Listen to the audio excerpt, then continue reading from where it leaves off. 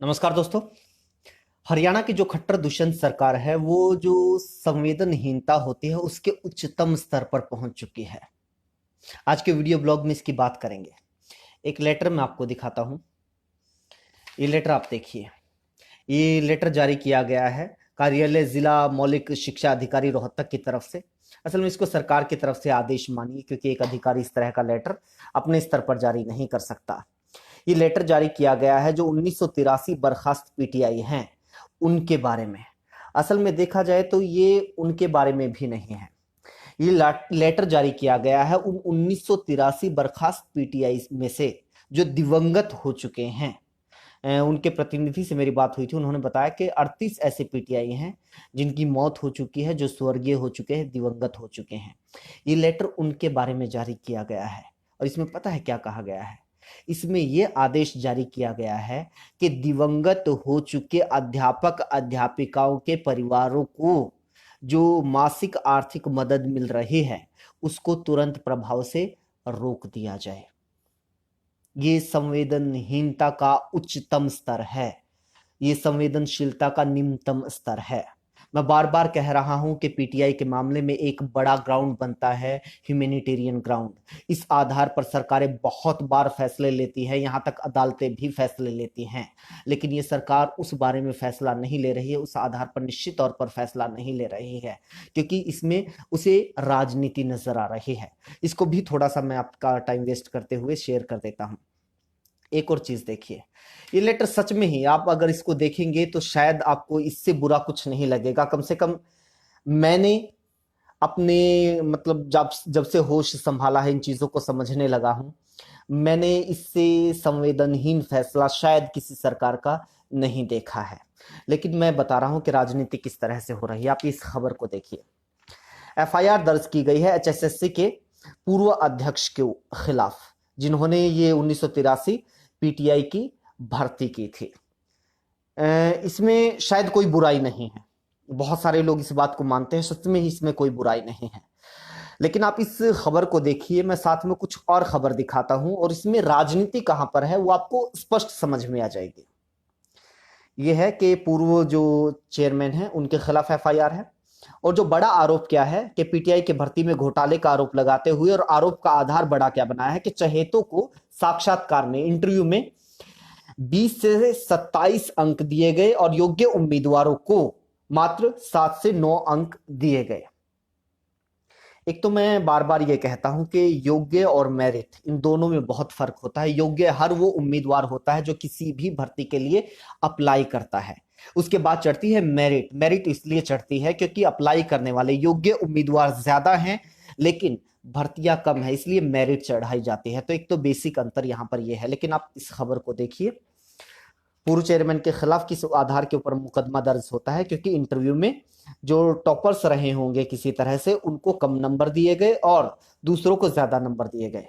अब आप अगली अगली खबर के ऊपर आइए। ये रहा हरियाणा स्टाफ सिलेक्शन कमीशन की साक्षात्कार प्रक्रिया कटघरे में। इसका आधार क्या बताया गया कि जिनको 114 अंक मिले थे रिटन टेस्ट में उनको 23 नंबर दिए गए, और जिनको 132 अंक मिले थे रिटन टेस्ट में उनको 12 नंबर दिए गए। 132, 130 और 126 अंक वालों को कम नंबर देकर 12, 14, 14 नंबर देकर भर्ती से बाहर कर दिया गया, और 114 नंबर वालों को 25 में से 23 अंक देकर सिलेक्ट कर लिया गया। ये पीडब्ल्यूडी बी&आर विभाग के जूनियर इंजीनियर इलेक्ट्रिकल की परीक्षा हुई थी, भर्ती हुई थी, उसके ऊपर ये आरोप लगे थे। आप आगे आ जाइए। इसमें एक और है, topper stumped mediocre make merry, HSSC transparency question as high scorer fare poorly in interview. इसमें यह बताया गया है कि एचपीएससी की जो भर्ती हुई थी उसमें जो टॉप स्कोरर थे, यहां तक तो इसमें तो ये भी आरोप लगे हैं कि जो टॉप 3 थे उनको कम नंबर देकर बाहर कर दिया गया, और जो मीडियोकर्स थे, उनसे नीचे नंबर वालों के थे, उनको इंटरव्यू में ज्यादा नंबर देकर उनको सिलेक्ट कर लिया गया। तो ये एचएसएससी की इसमें कई भर्तियों का जिक्र है। इसमें एक तो पंजाबी उसकी थे, कॉलेज काडर के पंजाबी प्रोफेसर थे, असिस्टेंट प्रोफेसर इन पंजाबी थे, और भी कई भर्तियों का इसमें जिक्र किया गया है। तो ये आरोप लगे थे। उसके बाद आप आ जाइए, और भी कई सारे हैं मेरे पास। कुछ एक जो पुरानी कटिंग्स है, क्योंकि मैं पहले भी लगातार ऐसी चीजों को रिपोर्ट करता रहा हूं। ये मेडिकल कॉलेज में स्टाफ नर्स की भर्ती हुई थी, इसमें भी यही हुआ कि कम नंबर वालों का चयन हुआ और मेरिट वालों को बाहर कर दिया गया। ये भी आरोप लगे थे।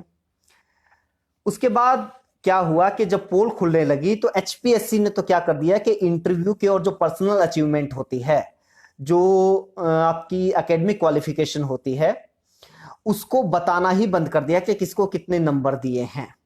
तो आप इन खबरों को वापस देखिए।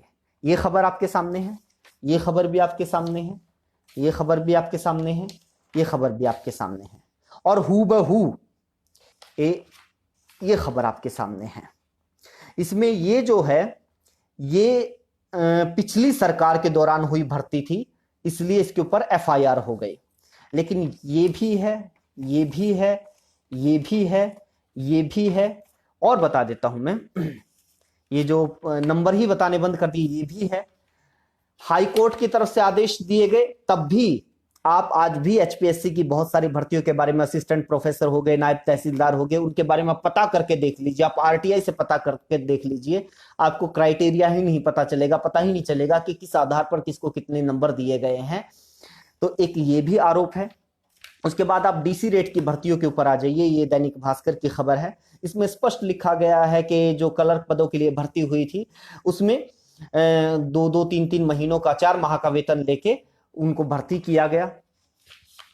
फिर पेपर लीक है, पेपर लीक जुडिशरी से लेके क्लर्क तक के, और बहुत सारे, मतलब यहां तक तो 9वीं क्लास के होम एग्जाम तक के पेपर लीक हुए।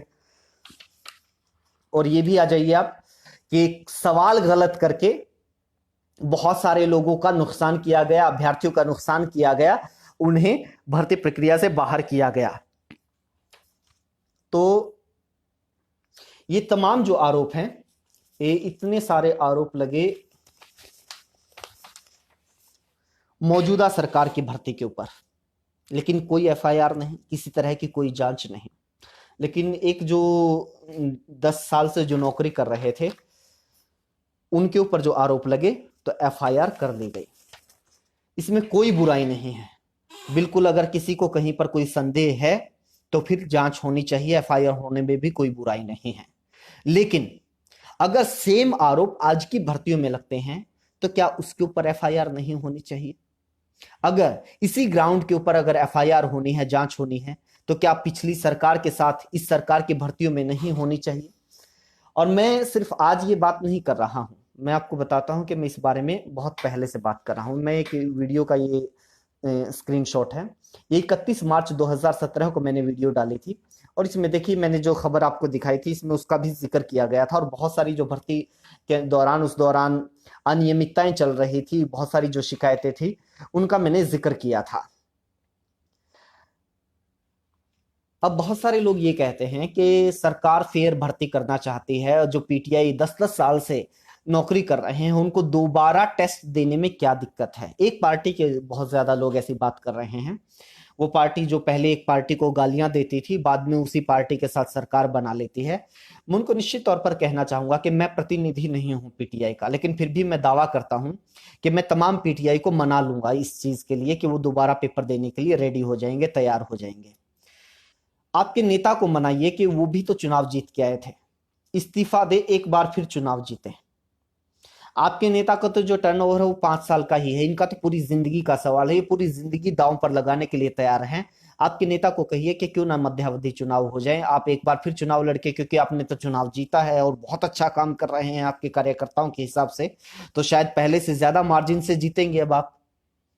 अगर आपके नेता तैयार हैं तो फिर ये लोग भी तैयार हो जाएंगे। दूसरा, जिस लेटर का मैं बिल्कुल शुरुआत में जिक्र कर रहा था कि भी जो दिवंगत हो चुके हैं 38 लोग ये बताए गए हैं, क्या सरकार के पास ऐसी कोई व्यवस्था है कि स्वर्ग में जाके टेस्ट ले लेगी, स्वर्ग में जाके रिजल्ट घोषित कर देगी और बता देगी कि आप पास हुए हैं या फेल हुए हैं, आपके परिवार का आगे क्या होगा, भविष्य क्या होगा? वो लोग अपनी मेरिट कैसे साबित कर पाएंगे? आप इस तरह का फैसला कैसे ले रहे हैं? और जहां तक इंटरव्यू की बात है, एक बार मुझे याद है इवन तहल का जब न्यूज चैनल हुआ करता था उसमें मैं एंकरिंग करता था, तो एक बार डिबेट हो रही थी, इलेक्शन के दौरान की ही बात है, और मुझे याद नहीं है कि उससे पहले किसी डिबेट के अंदर भर्तियों का कभी मुद्दा चला हो। मैंने सवाल पूछा था बाकायदा कि पारदर्शिता के लिए इंटरव्यू को खत्म क्यों नहीं किया जा सकता। उसमें कांग्रेस के प्रवक्ता भी मौजूद थे, उसमें बीजेपी के प्रवक्ता भी मौजूद थे। किसी ने जवाब नहीं दिया था। बीजेपी के प्रवक्ता भी ऐ बै बै बै बै कर रहे थे। किसी ने नहीं कहा कि हाँ इंटरव्यू खत्म होना चाहिए। लेकिन उसके बाद प्रधानमंत्री नरेंद्र मोदी ने 31 दिसंबर 2015 को इंटरव्यू खत्म करने का ऐलान किया ग्रुप सी और डी की भर्तियों में, और सेंटर में तो ग्रुप बी की भी बहुत सारी भर्तियों में इंटरव्यू खत्म कर दिया गया। ये 1 जनवरी 2016 से पूरे देश में लागू करने की बात कही गई। केंद्र की भर्तियों में तो हो गया, उन्होंने राज्य सरकारों को भी उसी मंच से कहा। उसके बाद बार बार राज्य सरकारों को लेटर लिखे गए, लेकिन खट्टर साहब की सरकार ने बहुत बाद में जाके, बहुत जब लगभग लगभग उनकी सरकार की भर्तियां पूरी हो चुकी थी, बहुत बाद में जाके इंटरव्यू को खत्म किया। क्यों? क्या ये आरोप उनके ऊपर नहीं लगने चाहिए कि अपने चहेतों को फायदा उठाने के लिए, देने के लिए ही आपने इंटरव्यू खत्म नहीं किया? और उसकी तस्दीक ये तमाम खबरें करती हैं जो मैं आपको दिखा रहा हूं। और आज भी बहुत सारी ऐसी भर्तियां हैं जो लटकी पड़ी हैं, वो भी इंटरव्यू के आधार पर हो रही हैं। अगर इस आधार पर एफआईआर होती है तो सिर्फ एक चेयरमैन के खिलाफ क्यों हो, आज के चेयरमैन के खिलाफ क्यों नहीं होनी चाहिए? और मैं फिर बार बार कह रहा हूं कि 2000 परिवारों के रोजगार की बात है, 2000 परिवारों की आजीविका की बात है। 10 साल नौकरी करने के बाद मतलब किसी का रोजगार जाता है, तो उसको बचाने के लिए हरियाणा में ही सरकारों ने बहुत बार फैसले लिए हैं। ये ह्यूमैनिटेरियन ग्राउंड के ऊपर फैसले लिए हैं, जनहित में फैसले लिए हैं, अदालतों के फैसलों को बदलते हुए फैसले लिए हैं। गेस्ट टीचर्स को लेके 3206 जो 3200 जो जेबीटी थे उनको लेके, पीआईएमटी को लेके, और बहुत सारे उनको रोजगारों को लेके इस तरह के फैसले लिए गए हैं। इनमें क्यों नहीं हो सकता है?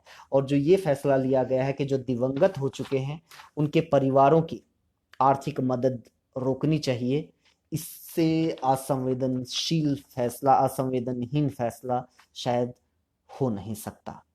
भर्त्सना है, ये शर्मनाक है। शर्म आनी चाहिए सरकार को, खट्टर साहब को और दुष्यंत चौटाला जी को।